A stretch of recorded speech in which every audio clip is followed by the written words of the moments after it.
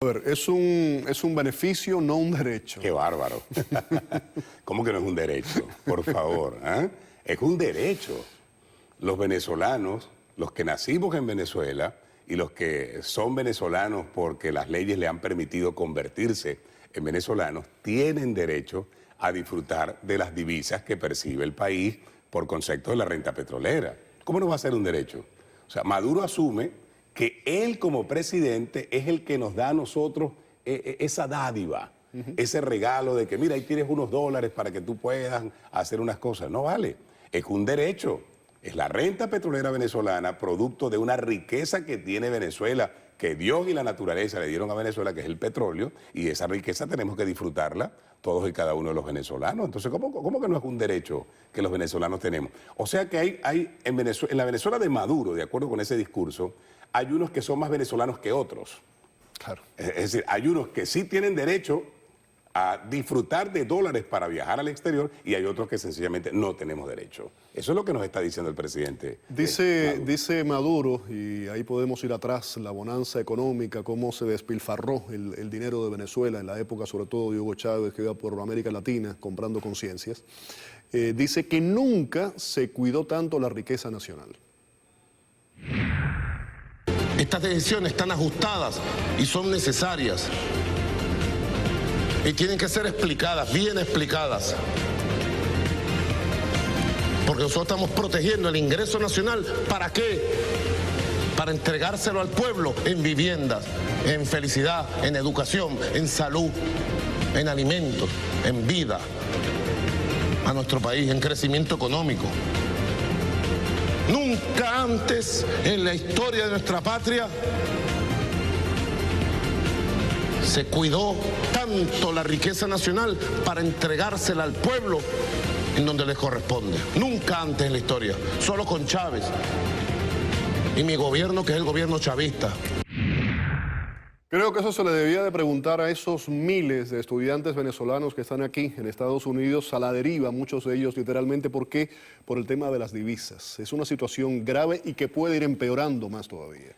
Mira, de acuerdo con los números que hemos estado revisando, y este tema me toca muy de cerca porque yo soy profesor universitario en Venezuela, tengo 23 años dando clases en la Universidad de los Andes, en el estado Táchira, y conozco cantidad de estudiantes, no solamente de Táchira, sino de muchas partes de Venezuela, que un buen día decidieron irse afuera a continuar estudios, a realizar una maestría, a hacer un posgrado, en fin. Hay 25.000 estudiantes universitarios venezolanos regados por el mundo entero. Y la mayoría de ellos, más del 90% de ellos, se fueron contando con unos dólares y unas divisas que el gobierno está obligado a venderles. Porque, ojo, no son dólares regalados tampoco. Claro. Cada padre y madre que está en Venezuela tiene que comprar, pagar con bolívares esos dólares para que luego esos dólares vayan a los hijos que tienen estudiando en diferentes partes del mundo, en España, acá mismo en Estados Unidos. Acá, por ejemplo, en el sur de la Florida, acá en Miami, sede muchos estudiantes venezolanos que están realmente atravesando por una situación muy difícil en razón desde finales del año pasado el gobierno no les aprueba los dólares para que ellos puedan continuar pagando a las universidades. ¿Qué es lo que han hecho? Decías que los padres se tienen que comprar esto y se las han congelado. Así es decir, tú tienes, te voy a poner un ejemplo sencillo que me toca muy de cerca. El menor de mis hijos vino a estudiar inglés a Atlanta durante 6 meses,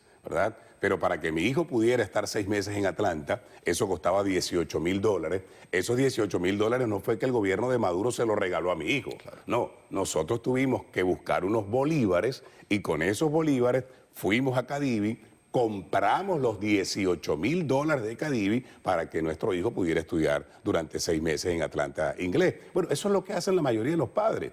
Sacrifican, hacen un gran esfuerzo, venden un carro, venden una casa, venden un terreno, en fin, compran, obtienen unos bolívares, con esos bolívares van, compran unos dólares y esos dólares son los que van a recibir nuestros muchachos que están estudiando afuera. Ahora, ¿qué ocurre? Que tú puedes tener los bolívares y no encuentras quien te venda dólares porque el gobierno, que es el único autorizado por la ley a venderte dólares, no te los quiere vender. O sea, tú te presentas a Cadivi con tus bolívares y le dices, yo tengo aquí bolívares para comprarle $2.000 a mi hijo que esté estudiando en Madrid. Y no te lo venden.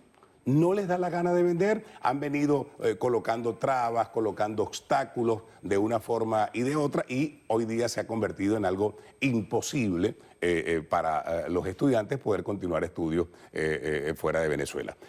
Algunos tienen que recurrir ¿a qué? Al mercado negro, al dólar paralelo, que como tú bien sabes, está exponencialmente hablando casi 40 veces por encima de lo que pudiera costar un dólar común y corriente, y por supuesto hay muchos padres y madres que no tienen recursos para eso.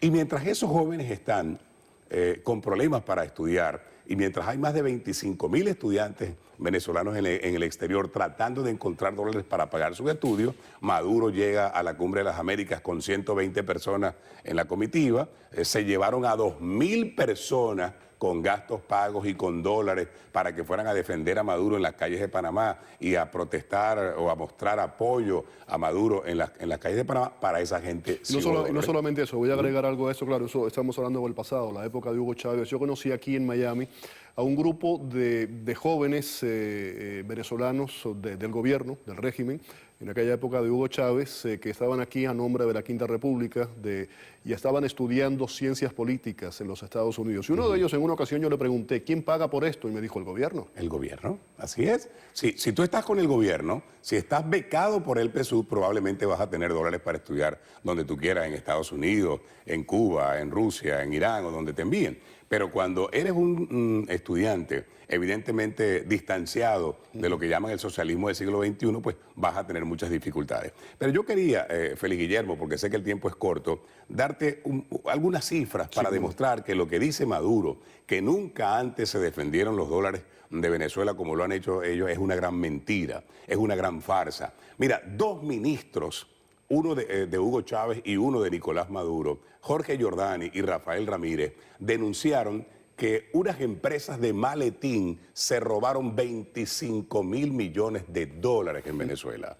Y hasta el día de hoy, a esta hora, nadie, porque el gobierno lo ha ocultado, no sabemos cuáles son esas empresas y cuáles son los propietarios de esas empresas. Y luego, hay 3 escándalos bancarios, uno de ellos el HSBC, donde se detectó cuentas bancarias por 14.800 millones de dólares, el caso de Andorra, lavado de dinero por más de 4.000 millones de dólares, y el banco en República Dominicana, que es el Banco Peravia, por más de 2.000 millones de dólares. Es decir, ahí tienes casi 20.000 millones de dólares más que se han llevado a bancos para operaciones fraudulentas. Bueno, ahí están los dólares que Maduro dice que supuestamente estaban cuidando. No los estaban cuidando. Corrección, se los estaban robando, que es diferente. ¿Ah? Gustavo, muchas gracias, por haber estado aquí en el programa. Un placer tenerte, como siempre. Vamos a terminar con esto. Teodoro Petkov ha ganado el prestigioso premio Ortega y Gasset.